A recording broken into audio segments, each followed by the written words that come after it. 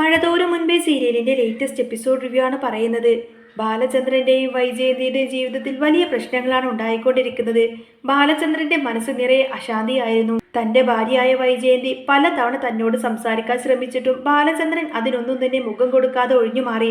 അവന്റെ മുഖത്തെ ഗൗരവവും പെരുമാറ്റത്തിലെ രൂക്ഷതയും വൈജയന്തിയെ വല്ലാതെ വേദനിപ്പിച്ചു.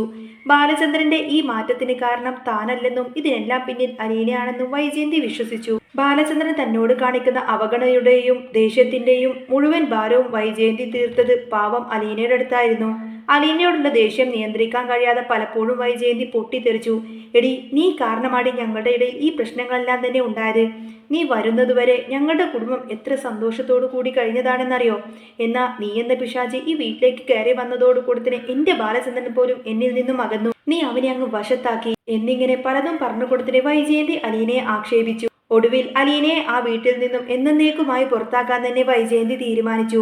ബാലചന്ദ്രനെ പരിചരിക്കാൻ മറ്റൊരു ഹോം നേഴ്സിനെ ഏർപ്പാടാക്കിയതിനു ശേഷം അലീനയോട് ഇറങ്ങിപ്പോവാൻ അവൾ ആജ്ഞാപിച്ചു.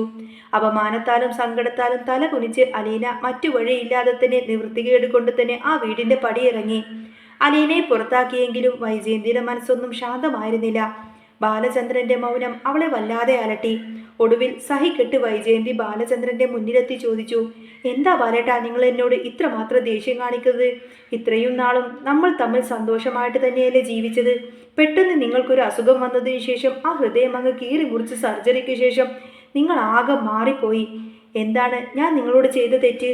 ഞാനാണോ നിങ്ങൾക്ക് ഈ ഗതിയൊക്കെ വരുത്തിയത്? വൈജയന്തിയുടെ ചോദ്യം കേട്ട് ബാലചന്ദ്രൻ ഒന്ന് പുച്ഛത്തോടെ ചിരിച്ചു. നീയാണോ എന്നോ? 22 വർഷം നീ എന്റെ കൂടെ ജീവിച്ചിട്ട് നീ എന്നെ ചതിക്കുമായിരുന്നില്ലേ വൈജയന്തി?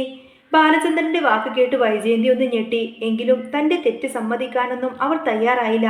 തർക്കുത്തരം പോലെ അവൾ വീണ്ടും സംസാരിച്ചുകൊണ്ടേയിരുന്നു. ഞാൻ നിങ്ങളോട് എന്ത് തെറ്റാണ് ചെയ്തത്? അന്ന് നിങ്ങൾ നീലഗിരിയിൽ പോയിട്ട് ഏട്ടനെ കാണാൻ പോയി വന്നതിന് ശേഷമാണ് നിങ്ങൾക്ക് ഈ മാറ്റങ്ങളെല്ലാം ഉണ്ടായത്. അവിടെ വെച്ച് നിങ്ങൾ എന്താണ് അറിഞ്ഞത്? വൈജയന്തിയുടെ ചോദ്യത്തിനു മുന്നിൽ ബാലചന്ദ്രൻ നൽകിയ മറുപടി അവളുടെ കാൽ കീഴിലെ മണ്ണ് മാറ്റി. 22 വർഷം മുൻപ് നീ ആഗ്രയിൽ പഠിക്കാൻ പോയ കാലം, അന്ന് നിനക്ക് അവിടെ വെച്ച് എന്തെങ്കിലും സംഭവിച്ചിരുന്നോ വൈജയ്? ആ സത്യങ്ങൾ നീ എന്നിൽ നിന്നും മറച്ചു വെച്ചില്ലേ? അവിടെ വെച്ച് നീ ഒരു കുഞ്ഞിനെ പ്രസവിച്ചില്ലേ? ആ കുഞ്ഞിനെ നാട്ടിൽ കൊണ്ടുവന്ന് ഏതോ അനാഥാലയത്തിൽ ഉപേക്ഷിച്ച് അത് മരിച്ചുപോയി എന്ന് നീ കള്ളം പറഞ്ഞ് എല്ലാവരെയും വിശ്വസിപ്പിച്ചു. സ്വന്തം അച്ഛനോട് പോലും നീ കള്ളം പറഞ്ഞു. ബാലചന്ദ്രന്റെ വാക്ക് കേട്ട് വൈജയന്തി ആകെ തകർന്നു പോയി. വർഷങ്ങളായി താൻ അതിരഹസ്യമായി സൂക്ഷിച്ചിരുന്ന ആ സത്യം ബാലചന്ദ്രൻ അറിഞ്ഞിരിക്കുന്നു. ആ യാഥാർത്ഥ്യം അവൾക്ക് വിശ്വസിക്കാൻ പോലും കഴിഞ്ഞില്ല. നെഞ്ചു പൊട്ടി അവൾ തറയിലേക്കിരുന്നു. വൈജയന്തിയുടെ മൗനം കുറ്റസമ്മതമായിരുന്നു. ബാലചന്ദ്രൻ തുടർന്നു, നീ ഇപ്പൊ മൗനം പാലിക്കുന്നത് എന്തിനാണ്? ഇതും കള്ളമാണെന്ന് പറയാൻ വേണ്ടിയിട്ടാണോ നീ ശ്രമിക്കുന്നത്? നീ എന്നെ വിവാഹം കഴിച്ച് എന്നെ വെറും ഒരു വിഡ്ഢിയാക്കുകയായിരുന്നു. എൻ്റെ 3 മക്കളെ നീ പ്രസവിച്ചു. എന്നിട്ടും ഒരിക്കൽ പോലും നിനക്ക് ആദ്യം മറ്റൊരു കുഞ്ഞുണ്ടായിരുന്നു എന്ന്, നിനക്ക് അങ്ങനെ ഒരു അബദ്ധം പറ്റിയെന്നോ നീ എന്നോട് പറഞ്ഞിട്ടില്ല. ഞാൻ അത്രമേൽ നിന്നെ സ്നേഹിച്ചു. എന്നിട്ടും നീ എന്നെ ഒട്ടും പോലും വിശ്വസിച്ചില്ല. അവൻ വികാരഭരിതനായി തുടർന്നു, നീ ഈ വീട്ടിൽ എപ്പോഴും ഭരിക്കാൻ മാത്രമാണ് ശ്രമിച്ചത്. നീ എന്നെ കണ്ടത് ഒരു ഭർത്താവായിട്ടല്ല, നിന്റെ ആജ്ഞകളെല്ലാം അനുസരിക്കുന്ന ഒരു അടിമയായിട്ടാണ്. നിന്റെ ഭരണമായിരുന്നു ഈ വീട് മുഴുവൻ. അതെല്ലാം ഞാൻ സഹിച്ചു. പക്ഷേ ഇത്രയും വലിയൊരു ചതി, അത് എനിക്ക് പൊറുക്കാൻ പറ്റില്ല വൈജയ്. നിന്നെ ഞാൻ എൻ്റെ ജീവിതത്തിൽ നിന്നും പുറത്താക്കി കഴിഞ്ഞു. ഇനി നിനക്ക് ഈ വീട്ടിൽ ഒരു സ്ഥാനവുമില്ല. ബാലചന്ദ്രന്റെ വാക്കുകൾ വൈജയന്തിയുടെ ഹൃദയത്തിൽ കുന്തം പോലെ തറച്ചു കയറി. അവൾ തൻ്റെ മുറിയിലേക്ക് മടങ്ങി. കസേരയിലിരുന്ന് അവൾ ചിന്തിച്ചു, ഞാൻ പ്രസവിച്ച എൻ്റെ കുഞ്ഞ്, അവൾ എവിടെയായിരിക്കും? അവൾ മരിച്ചുപോയി എന്നാണല്ലോ അച്ഛൻ എന്നോട് പറഞ്ഞിരുന്നത്. ഇപ്പോൾ ബാലചന്ദ്രൻ പറയുന്നത് പോലെ തന്നെ ഇനി ഒരു പക്ഷേ അവൾ ജീവിച്ചിരിപ്പുണ്ടാവുമോ? ഉത്തരമില്ലാത്ത ചോദ്യങ്ങൾ അവളെ അങ്ങനെ വേട്ടയാടി. ബാലചന്ദ്രനും മക്കളും തന്നെ വെറുക്കുന്നു എന്ന ചിന്ത അവൾക്ക് താങ്ങാനായില്ല. ജീവിതം നിരർത്ഥമാണെന്നും അവൾക്ക് തോന്നി തുടങ്ങി. മരിക്കുകയല്ലാതെ വേറെ വഴിയില്ലെന്നും വൈജയന്തി തീരുമാനിച്ചു. വൈജയന്തി നേരെ ബാത്റൂമിലേക്ക് കയറി. അവിടെ ഒരു ബ്ലേഡ് എടുത്ത് തന്റെ കയ്യിലെ ഞരമ്പങ്ങ് മുറിച്ചു. രക്തം വാർന്നു പോകുന്നത് ആരും അറിയാതിരിക്കാൻ വേണ്ടി അവൾ പൈപ്പും തുറന്നിട്ടു. വെള്ളമൊഴുകുന്ന ശബ്ദത്തിൽ അവളുടെ തേങ്ങലുകൾ അലിഞ്ഞു ചേർന്നിരുന്നു. ബാത്റൂമിൽ രക്തം തളം കെട്ടി. മണിക്കൂറുകൾ അങ്ങനെ കടന്നുപോയി. സമയം ഏറെ കഴിഞ്ഞിട്ടും വൈജയന്തിയെ കാണാനില്ലാത്തതിനാലും ബാത്റൂമിൽ നിന്നും തുടർച്ചയായി വെള്ളം വീഴുന്ന ശബ്ദം കേട്ടതിനാലും ബാലചന്ദ്രന് ചെറിയൊരു സംശയം തോന്നി. അദ്ദേഹം വാതിൽ തട്ടി പിടിച്ചു. വൈജയ്, കതക് തുറക്ക്. നീ എന്താ വാതിൽ തുറക്കാത്തത്? മറുപടി ഇല്ലാതായപ്പോൾ ബാലചന്ദ്രനൊന്ന് ഭയന്നു. സർവ്വശക്തിയുമെടുത്ത് അദ്ദേഹം വാതിലങ്ങ് തകർത്തു. അകത്തെ കാഴ്ച കണ്ട് ബാലചന്ദ്രൻ ആകെ ഞെട്ടിപ്പോയി. രക്തത്തിൽ കുളിച്ചു കിടക്കുന്ന വൈജയന്തി. ദേഷ്യമെല്ലാം മറന്ന് പഴയ സ്നേഹത്തോടെ ബാലചന്ദ്രൻ ഓടിച്ചെന്ന് അവളെ വാരിയെടുത്തു. വൈജയന്തി എന്ന് വിളിച്ചുവെങ്കിലും അവൾ അനങ്ങിയില്ല. രക്തം മുഴുവൻ വാർന്നു പോകുന്നുണ്ടായിരുന്നു. അദ്ദേഹം അവളെ കൊണ്ട് ആശുപത്രിയിലേക്ക് പാഞ്ഞു. ICUവിൽ പ്രവേശിച്ച വൈജയന്തിയുടെ നില അതീവ ഗുരുതരമായിരുന്നു. ഡോക്ടർ പുറത്തു വന്ന് പറഞ്ഞു, ശരീരത്തിൽ നിന്നും രക്തം മുഴുവൻ വാർത്തൊഴുകിയിട്ടുണ്ട്. ഇനി ഉടനെ തന്നെ ബ്ലഡ് നൽകണം. O നെഗറ്റീവ് ഗ്രൂപ്പാണ്. അപൂർവമായ ഈ ഗ്രൂപ്പ് എവിടെ നിന്ന് കിട്ടുമെന്ന് എല്ലാവരും ആശങ്കപ്പെട്ടു. അപ്പോഴാണ് മനു ആ കാര്യം ഓർത്തത്. അലീനക്ക് O നെഗറ്റീവ് ബ്ലഡ് ആണല്ലോ. പണ്ട് അലീനക്ക് അപകടം പറ്റിയപ്പോൾ നമ്മൾ അത് അറിഞ്ഞതാണ്. മനുവിന്റെ വാക്കുകൾ കേട്ട് അവർ അലീനയെ വിളിപ്പിച്ചു. പഴയ പകയൊന്നും തന്നെ മനസ്സിൽ വെക്കാതെ അലീന ഓടിയെത്തി. സ്വന്തം അമ്മയാണെന്നറിയാതെ സ്വന്തം അമ്മക്ക് വേണ്ടിയിട്ട് അവൾ രക്തം നൽകി. ആ മുറിയിൽ അലീന രക്തം നൽകുന്നു. തൊട്ടപ്പുറത്ത് തന്നെ ആ രക്തം സ്വീകരിച്ച് വൈജയന്തി ജീവിതത്തിലേക്ക് തിരിച്ചു വന്നുകൊണ്ടിരിക്കുന്നു. വിധി കാത്തുവെച്ച വിചിത്രമായ ഒരു ഒത്തുചേരലായിരുന്നു അത്. ബോധം തെളിഞ്ഞ വൈജയന്തി കണ്ടത് തൊട്ടപ്പുറത്ത് കിടക്കുന്ന തനിക്ക് രക്തം നൽകിക്കൊണ്ടിരിക്കുന്ന പെൺകുട്ടിയാണ്. സൂക്ഷിച്ചു നോക്കിയപ്പോൾ അത് മറ്റാരുമല്ല, തന്റെ സ്വന്തം മകൾ, തന്റെ സ്വന്തം രക്തമായ അലീന തന്നെയാണെന്ന് അവൾ തിരിച്ചറിഞ്ഞു. നന്ദിക്ക് പകരം അവളെ കണ്ടപ്പോൾ വീണ്ടും വൈജയന്തിയിൽ ദേഷ്യം തന്നെയാണ് ഉണർന്നത്. തന്റെ ജീവിതം തകർത്തവൾ എന്ന് താൻ വിശ്വസിക്കുന്നവളുടെ രക്തം സ്വീകരിച്ച് ജീവിക്കാൻ അവൾക്ക് ആഗ്രഹമില്ല. ഇവളാണോ എനിക്ക് രക്തം തന്നത്? ഇവളുടെ രക്തം എനിക്ക് വേണ്ട. ഞാൻ മരിച്ചാലും ഇവളുടെ ഔദാര്യം എനിക്ക് വേണ്ട. അതും പറഞ്ഞ് വൈജയന്തി പൊട്ടിത്തെറിച്ചു. എന്നാൽ ഇത് കേട്ട് അലീന സങ്കടപ്പെട്ട് കരഞ്ഞുപോയി. ഇതും കണ്ടുകൊണ്ട് തന്നെ മനുവിന് ദേഷ്യം വന്നു. അവൻ വൈജയന്തിയെ ശകാരിച്ചു. എന്താ ആന്റി ഈ പറയുന്നത്? അവൾ ഉള്ളത് കൊണ്ടല്ലേ നിങ്ങൾക്കിപ്പോൾ ജീവിച്ചിരിക്കുന്നത്. അവളോട് കുറച്ചെങ്കിലും ഒന്ന് സ്നേഹം കാണിച്ചൂടെ ആന്റി? അവൾ എന്ത് തെറ്റാണ് ആന്റിയോട് ചെയ്തത്? എന്നാൽ വൈജയന്തി അതിലൊന്നും തന്നെ വഴങ്ങിയില്ല.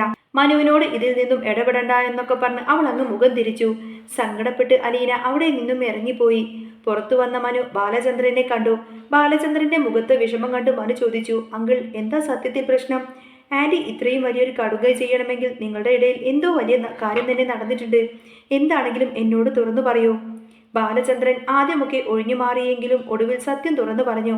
മനു, നിന്റെ ആന്റി 22 വർഷം മുൻപേ ഒരു കുഞ്ഞിനെ പ്രസവിച്ചിരുന്നു. ആ സത്യം അവൾ എന്നിൽ നിന്നും മറച്ചു വെച്ചു. അതാണ് എന്നെ വേദനിപ്പിച്ചത്. അവൾക്കൊരു അബദ്ധം പറ്റിയതായിരിക്കാം. പക്ഷേ എന്നോടത് പറയാമായിരുന്നില്ലേ? എന്നെ വിശ്വസിക്കാമായിരുന്നു അവൾക്ക്. 22 വർഷം കൂടെ ജീവിച്ചിട്ടും 3 മക്കളുണ്ടായിട്ടും അവൾ എന്നെ ഒരു വിഡ്ഢിയാക്കിയില്ലേ? മനു ചോദിച്ചു. അങ്കിൾ ഒന്ന് ക്ഷമിച്ചൂടെ? നിങ്ങൾക്കൊരു നല്ല കുടുംബമില്ലേ? ബാലചന്ദ്രൻ നിറ കണ്ണുകളോടെ പറഞ്ഞു. എനിക്ക് അവളോട് യാതൊരു ദേഷ്യവുമില്ല മനു, സങ്കടം മാത്രമേ ഉള്ളൂ. അവൾക്ക് എന്നോട് ഇത് ഒരു വാക്കെങ്കിലും പറയാമായിരുന്നു. ബാലേട്ടാ, എനിക്ക് തെറ്റുപറ്റിപ്പോയി എന്നൊരൊറ്റ വാക്ക് അവൾ പറഞ്ഞിരുന്നെങ്കിൽ ഞാൻ അവളെ ചേർത്ത് പിടിക്കുമായിരുന്നു. പക്ഷേ അവൾ അതൊന്നും തന്നെ ചെയ്തില്ല. പകരം അവൾ എന്നോട് ദേഷ്യം കാണിച്ചു. ബാലചന്ദ്രന്റെ സ്നേഹം തിരിച്ചറിഞ്ഞ മനു വൈജയന്തിയുടെ അടുത്തേക്കെത്തി കാര്യങ്ങളൊക്കെ പറഞ്ഞു. ആന്റി, അങ്കിളിന് നിങ്ങളോട് യാതൊരുവിധ ദേഷ്യവുമില്ല, സ്നേഹം മാത്രമേ ഉള്ളൂ. നിങ്ങൾ ചെയ്ത തെറ്റിനേക്കാൾ നിങ്ങൾക്കത് മറച്ചു വെച്ചതാണ് അദ്ദേഹത്തെ വേദനിപ്പിച്ചത്. ഒരു സോറി അല്ലെങ്കിൽ ഒരു ഏറ്റുപറച്ചിൽ അത്രമാത്രമാണ് അദ്ദേഹം ആഗ്രഹിക്കുന്നത്. 22 വർഷം കൂടെ ജീവിച്ചിട്ടും ആ മനുഷ്യന്റെ മനസ്സ് നിങ്ങൾക്ക് മനസ്സിലായില്ലല്ലോ. കഷ്ടം തന്നെ. മനുവിന്റെ വാക്കുകൾ വൈജയന്തിയുടെ കണ്ണ് തുറക്കിപ്പിച്ചു. ബാലചന്ദ്രൻ തന്നെ എത്രമാത്രം സ്നേഹിക്കുന്നുണ്ടെന്ന് അവൾ തിരിച്ചറിഞ്ഞു. തന്റെ ഈഗോയും പിടിവാശിയും തന്നെയാണ് എല്ലാത്തിനും കാരണമെന്ന് വൈജയന്തിക്ക് ബോധ്യമായി. ബാലചന്ദ്രൻ മുറിയിലേക്ക് വന്നപ്പോൾ വൈജയന്തിയുടെ കണ്ണുകളെല്ലാം തന്നെ നിറഞ്ഞിരുന്നു. അവൾ വിതുമ്പിക്കൊണ്ട് പറഞ്ഞു, ബാലേട്ടാ, എനിക്ക് തെറ്റുപറ്റിപ്പോയി, എന്നോട് ക്ഷമിക്കണം. ആ വാക്കുകൾക്ക് വേണ്ടിയായിരുന്നു ബാലചന്ദ്രനും കാത്തിരുന്നത്. അവന്റെ മുഖത്ത് സന്തോഷം വിരിഞ്ഞു. ഈ ഒരൊറ്റ വാക്ക്, ഇതിനു വേണ്ടി തന്നെയാണ് വൈജയന്തി ഞാനും കാത്തിരുന്നത്. നീ ഇത് നേരത്തെ പറഞ്ഞിരുന്നുവെങ്കിൽ നമുക്കിടയിൽ ഇത്രയും ഒന്നും പ്രശ്നങ്ങൾ ഉണ്ടാവുമായിരുന്നില്ല. ഇരുവരും മനസ്സ് തുറന്ന് സംസാരിച്ചു. ബാലചന്ദ്രൻ പറഞ്ഞു, എനിക്ക് നിന്നെ ഉപേക്ഷിക്കാൻ കഴിയോ വൈജയെ? നീ എൻ്റെ മക്കളുടെ അമ്മയല്ലേ? നിനക്ക് പറ്റിയ തെറ്റ് എത്രമാത്രം വലുതാണ്. പക്ഷേ അതിനേക്കാൾ വലുതാണ് എനിക്ക് നിന്നോടുള്ള സ്നേഹം. ഇനി നമുക്ക് പഴയതുപോലെ ജീവിക്കാമെന്നൊക്കെ പറഞ്ഞു ബാലചന്ദ്രൻ വൈജയന്തിയെ ചേർത്ത് പിടിച്ചു. അങ്ങനെ തെറ്റിദ്ധാരണകളുടെ കാർമേഘങ്ങളെല്ലാം നീങ്ങി സ്നേഹത്തിന്റെ മഴവില്ല് അവരുടെ ജീവിതത്തിൽ തെളിഞ്ഞുകൊണ്ടിരിക്കുന്നു. പക്ഷേ എങ്കിലും ആരായിരിക്കും താൻ പ്രസവിച്ച മകൾ? 22 വർഷം മുൻപേ താൻ പ്രസവിച്ച മകൾ അനാഥാലയത്തിലുണ്ട് എന്നല്ലേ ബാലചന്ദ്രൻ പറഞ്ഞത്? അപ്പോൾ പിന്നെ താൻ പ്രസവിച്ച ആ ഒരു മകളെ ഒരു നോക്കു കാണാൻ വേണ്ടിയിട്ട് വൈജയന്തി വെമ്പിക്കൊണ്ട് തന്നെ ഈ കാര്യം ബാലചന്ദ്രനോട് സംസാരിക്കും. എന്നാൽ അലീനയാണ് ആ മകൾ എന്ന കാര്യം എങ്ങാനും വൈജയന്തി അറിഞ്ഞു കഴിഞ്ഞാൽ ഇനി ഒരു പക്ഷേ അവൾ അത് അംഗീകരിക്കുമോ ഇല്ലയോ എന്നൊക്കെ ചിന്തിച്ചുകൊണ്ട് തന്നെ ബാലചന്ദ്രൻ ഈ ഒരു കാര്യമൊന്നും തന്നെ വൈജയന്തിയോട് പറയുന്നില്ല. പക്ഷേ വൈജയന്തി ഏതായാലും തൻ്റെ മകളെക്കുറിച്ചുള്ള അന്വേഷണത്തിലായിരിക്കും. അങ്ങനെ വൈജയന്തി 22 വർഷങ്ങൾക്ക് മുൻപ് താൻ പ്രസവിച്ച തൻ്റെ മകളെ കാണാൻ വേണ്ടി അന്വേഷിക്കുന്നതും കാണിച്ചുകൊണ്ടാണ് കേട്ടോ എപ്പിസോഡ് പൂർണ്ണമാവുന്നത്. ഇനി വരാൻ പോകുന്നത് നല്ല സൂപ്പർ ത്രില്ലിംഗ് എപ്പിസോഡൊക്കെ തന്നെയാണ്. അപ്പോൾ നിങ്ങൾക്ക് ഈ ഒരു ചാനൽ ഇഷ്ടമാവുകയാണെങ്കിൽ സബ്സ്ക്രൈബ് ചെയ്യാനും സപ്പോർട്ട് ചെയ്യാനും മറക്കല്ലേ കേട്ടോ. ബൈ.